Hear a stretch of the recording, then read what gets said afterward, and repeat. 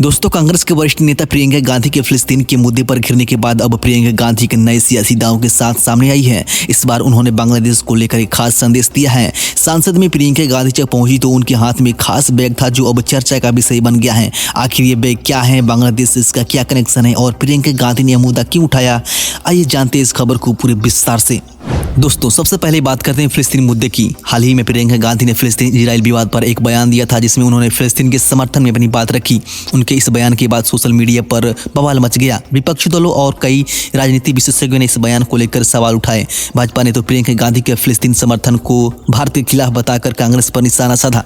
इस विवाद के बीच प्रियंका गांधी पर दबाव बढ़ने लगा, उनकी छवि को नुकसान पहुंचाने की कोशिश भी हुई। ऐसे में कांग्रेस को भी समझ में आ गया कि प्रियंका गांधी के इस बयान ने उन्हें बैकफुट पर ला दिया है। इसी बीच प्रियंका गांधी ने एक नया मुद्दा उठाते हुए बांग्लादेश का रुख किया। दरअसल जब वे सांसद पहुंची तो उनके हाथ में एक खास बैग देखा गया। यह बैग बांग्लादेश के जूट का बना हुआ था। यह बैग पूरी तरह से इको फ्रेंडली और बांग्लादेश की कारीगरी का एक बेहतरीन नमूना है। प्रियंका गांधी के इस बैग को लेकर कई राजनीतिक मायने निकाले जा रहे हैं। विशेषज्ञों का कहना है कि यह एक सिर्फ साधारण बैग नहीं बल्कि प्रियंका गांधी का सॉफ्ट डिप्लोमेसी का तरीका है। उन्होंने इस बैग के जरिए बांग्लादेश की कारीगरी और जूट उद्योग को प्रमोट किया है। प्रियंका गांधी के बैग ने कई सवाल खड़े किए हैं। क्या यह सिर्फ एक संयोग है या फिर इसके पीछे कोई खास रणनीति?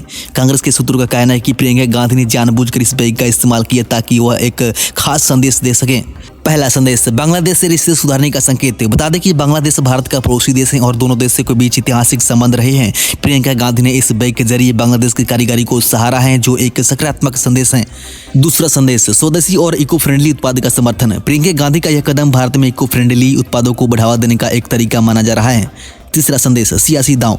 राजनीतिक जानकारों का कहना है कि बांग्लादेश से जुड़े इस मुद्दे के जरिए प्रियंका गांधी विपक्ष पर दबाव बनाना चाहती हैं। वहीं प्रियंका गांधी के इस कदम के बाद भाजपा ने उन पर तंज कसते हुए कहा कि सिर्फ इमेज सुधारने की कोशिश है। भाजपा नेताओं ने कहा कि फिलिस्तीन के मुद्दे पर घिरने के बाद अब प्रियंका गांधी नए नए मुद्दे के जरिए अपनी छवि सुधारने की कोशिश कर रही है। वहीं कांग्रेस ने इस पर जवाब देते हुए कहा कि प्रियंका गांधी का यह कदम सामाजिक और आर्थिक जागरूकता को बढ़ावा देने के लिए उन्होंने बांग्लादेश के मेहनत का जनता के उत्पादों को प्रमोट करके एक सकारात्मक संदेश दिया है। आपकी जानकारी के लिए बता दें कि प्रियंका गांधी का यह बैग अब सोशल मीडिया पर ट्रेंड कर रहा है। ट्विटर पर प्रियंका गांधी बैग और बांग्लादेश जूट बैग जैसे हैशटैग के साथ इस पर चर्चा हो रही है।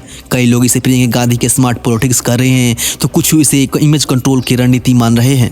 सोशल मीडिया पर लोगों ने यह भी कहा कि प्रियंका गांधी ने भारतीय कारीगरी को प्रमोट करने की बजाय बांग्लादेशी कारीगरी को चुना। इस पर भी एक नई बहस छिड़ गई है। अब सवाल उठता है कि यह बैग इतना खास क्यों है। बता दें कि बैग पूरी तरह से जूट से बना हुआ है जो इको फ्रेंडली है। यह बैग बांग्लादेश की कारीगरी द्वारा हाथ से तैयार किया गया है। जूट का बैग इस्तेमाल प्लास्टिक के विकल्प के रूप में हो रहा है। तो दोस्तों, कुल मिलाकर प्रियंका गांधी का यह कदम सियासी गलियारों में चर्चा का विषय बन गया है। फिलिस्तीन के मुद्दे पर घिरने के बाद बांग्लादेश का यह दांव कितना सफल होता है यह तो आने वाले समय में पता चलेगा। लेकिन इतना जरूर है कि प्रियंका गांधी ने इस बहाने खुद को एक बार फिर सुर्खियों में लाने में कामयाबी पाई है।